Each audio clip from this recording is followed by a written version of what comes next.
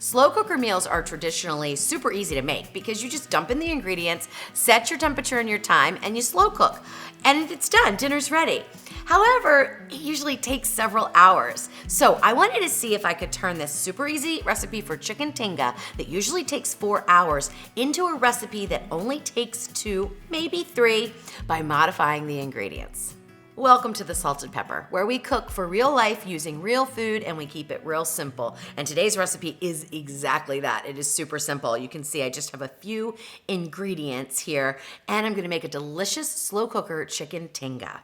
And it's, oh my gosh, it's so flavorful. It is so wonderful. You can serve chicken tinga on top of a tostada or in a taco form like I'm gonna do. Oh my gosh, it's amazing and so easy to make. But I'm gonna throw a twist into it. So what I wanted to find out, because usually with the Ninja Foodie, it takes about 4 hours on high to cook the chicken breast through so that they're shreddable for the tacos.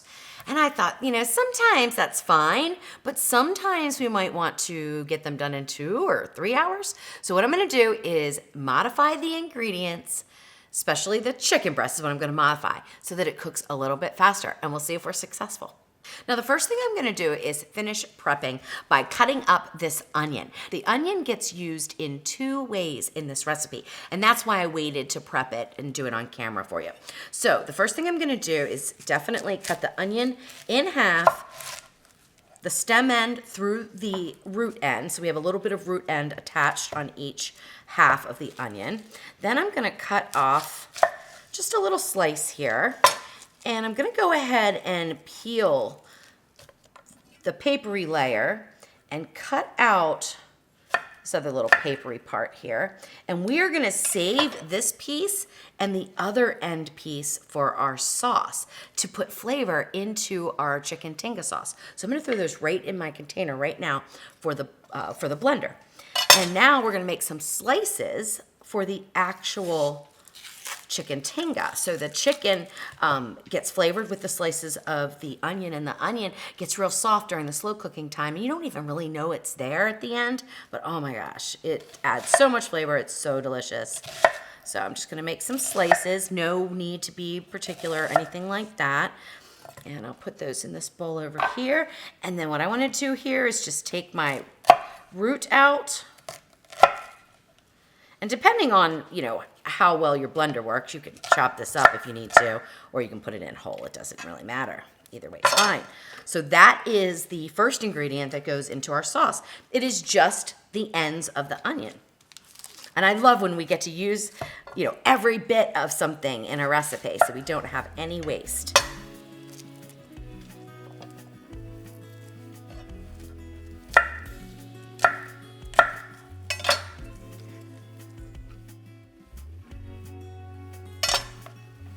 All right, I'm just gonna clean this up real quick, and then we're gonna build our sauce, which is super easy. Okay, so I have a little blender cup. You could use any size blender, any type of blender, any kind of blender you want, or a food processor would work just fine for this.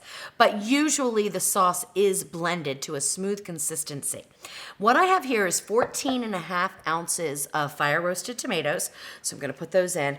I really recommend using the fire roasted tomatoes if you can find them, or make them yourself. You can certainly do that by broiling up some tomatoes and charring the skins and getting some fire roasted flavor on there. But if you can't find them, you can certainly use regular diced tomatoes. That's fine. Or you could even use tomato sauce. But if you use tomato sauce, you might want to add a little bit of salt into the sauce just to kind of balance it all out. All right, so next thing's going in is 3 garlic cloves. You can use 2 to 3 or 3 to 4, whatever you want. And then this next ingredient is what makes chicken tinga, and that is chipotle peppers in adobo sauce. And let me tell you, they are spicy, so you do not need a lot of them. I'm using 2 of the chipotle peppers and about a tablespoon of the sauce that's in the can. And I found that this is a really nice spice. It's not too spicy. So if you love super firecracker hot spicy dishes, add in another one and then some more of the adobo sauce. All right, so those are gonna go into the blender now. Now this, I usually always say that you can omit anything in a recipe, especially like the spicy part. But honestly, this is what makes chicken tinga. So if you omitted this ingredient, it would not be chicken tinga. It would be something completely different. So I really urge you to give it a try. Even if you don't like a lot of spice, maybe try one pepper, and a little bit of the adobo sauce. It's a smoky, really pleasant heat. It's really, really delicious. However, I also like to balance the heat out with a little bit of sweet. That is just my preference, usually in all my recipes. When there's a spicy component, I sneak in a little sweet. And that's what I'm doing here. You do not have to add the brown sugar in. This is just my addition, and I thought that it completed the dish perfectly. And it's 2 tablespoons of brown sugar. And then we'll just blend it up. So that is that. And I'm gonna hit the start button. I'm going on extract on my blender. Just use whatever high speed function you have on your blender, and maybe do it a couple times if you need to. You want a nice smooth sauce at the end.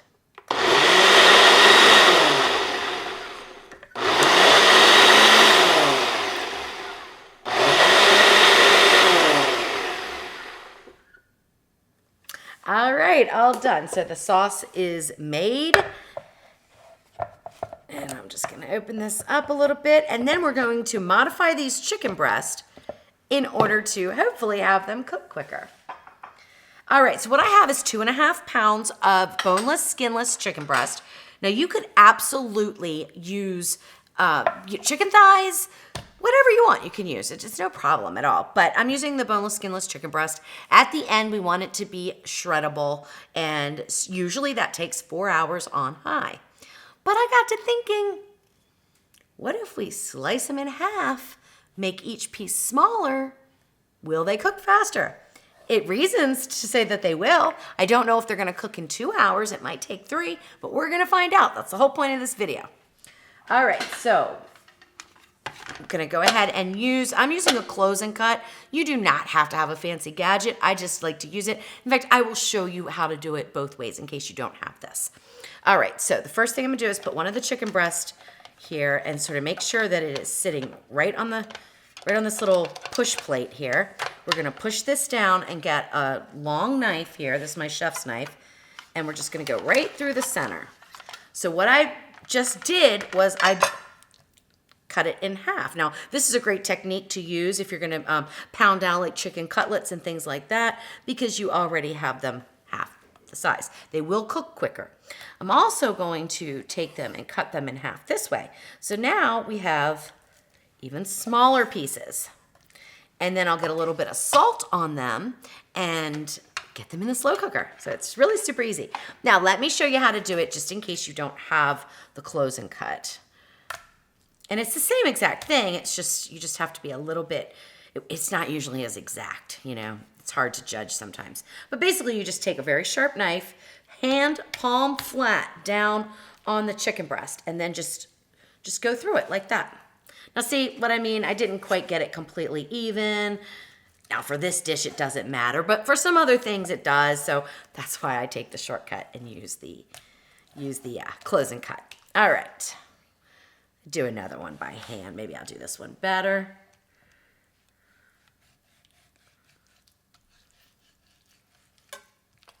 Well, I did that one a little bit better. All right. Oh, we need to cut these in half this way. And I'm going to get a little bit of salt on them. And then we're going to get them into the slow cooker. All right, now to salt up our chicken, which you can do in advance. And I really actually recommend salting your chicken a few hours in advance. It allows the salt to season throughout the meat.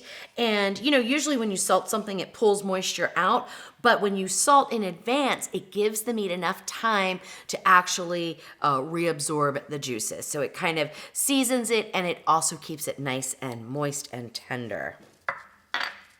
Moist, really, from the salt. All right, so I'm going to season both sides of these chicken pieces with some fine grind sea salt, which I'm using about a teaspoon, I would say. Now you could use as little or as much as you want.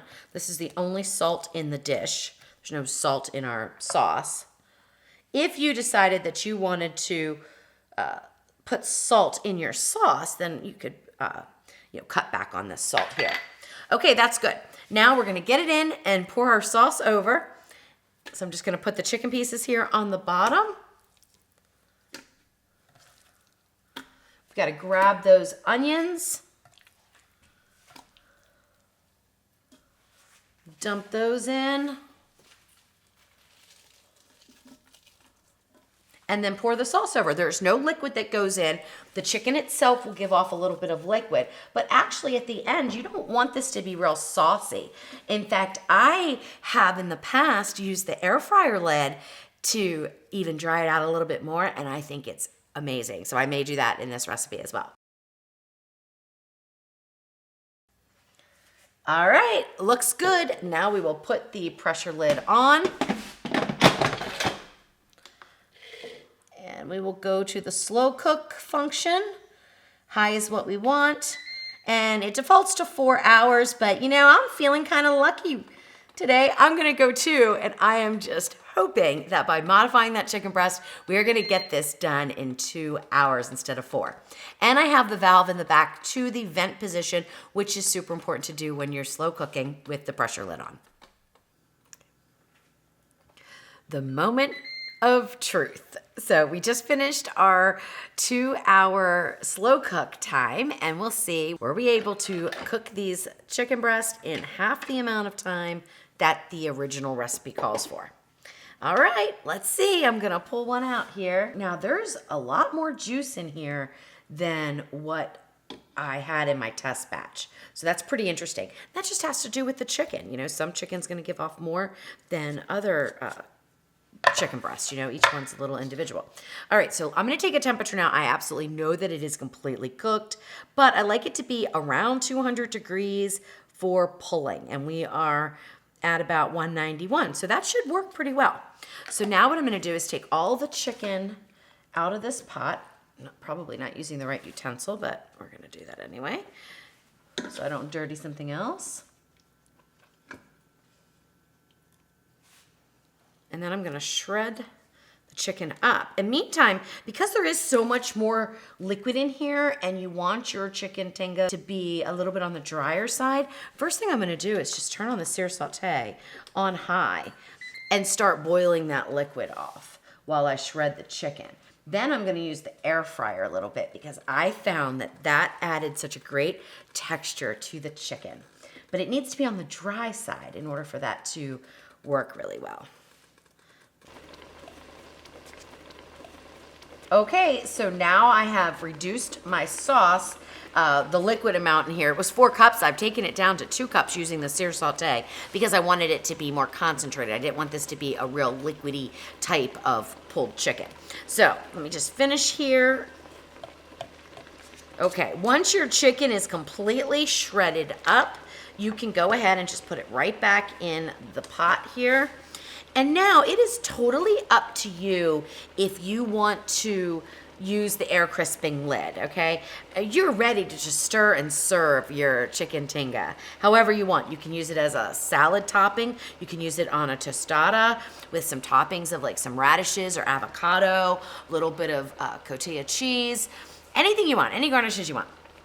Or you can do what I'm gonna do, which is to stir this really well to get the mixture, the sauce, all over the chicken. And then I'm gonna put down the crisping lid for just about 10 minutes on 400.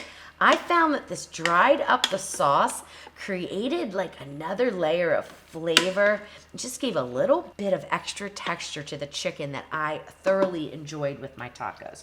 So now you can see, like, these are pretty dry. There's not a whole lot of liquid left. The meat is nicely coated, so it's gonna be really wonderfully seasoned.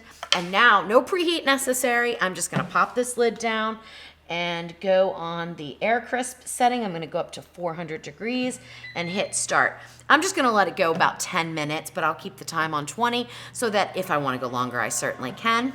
Clean up here, and then I will build my chicken tinga taco. Okay, so it's been, a little over 5 minutes. So let's go ahead and open the lid here, and I can see the beautiful browning. Oh my gosh, it looks so amazing. So what I wanna do is just flip it around a little bit to get some other pieces kind of browned up the same way. Now you could do this for as long as you wanted. So you could go the full 20 minutes and get it to where, every other piece of chicken or so is like a little crispy on the edges. Because what we're doing is we're not really making the chicken crispy, we're making that sauce a little bit caramelized, a little bit stickier and browning up a little bit. And it just adds so much flavor and a great texture to your tacos. All right, so it's been a little over 10 minutes here. Oh my gosh, look at this. Look at this nice browning. Oh, it looks beautiful. So excited. All right, time to build the taco. Now you can see the onions in there. So if you didn't want onions, to be seen, dice them up. That's what I would recommend. I am making a kind of a big taco here, so I'm gonna take some of this off. All right, so I put the chicken tinga down. Then what you use for your toppings is up to you. I'm gonna keep it really simple. I would ordinarily have some radishes because I really like radishes, but I don't have any, so I'm not gonna use them. I have cotija cheese, some fresh lime, and a little bit of cilantro. And you know what? Red onion. Let me get a little red onion because that's gonna provide a nice little crunch and it's gonna be delicious. All right, some nicely diced up onion. Little bit of the cilantro,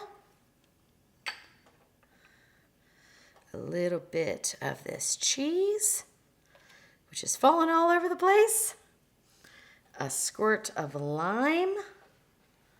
Oh my gosh. Now, a lot of times these are with chicken tinga served as a tostada, and that is a flat corn tortilla shell that's been fried. My husband was kind enough to fry these up for me on the stove. So they are just soft enough to bend because I like to turn mine into an actual taco. So let's see if this one will bend up like I like it. So it's a little crunchy and you can just roll it up and go ahead and eat it.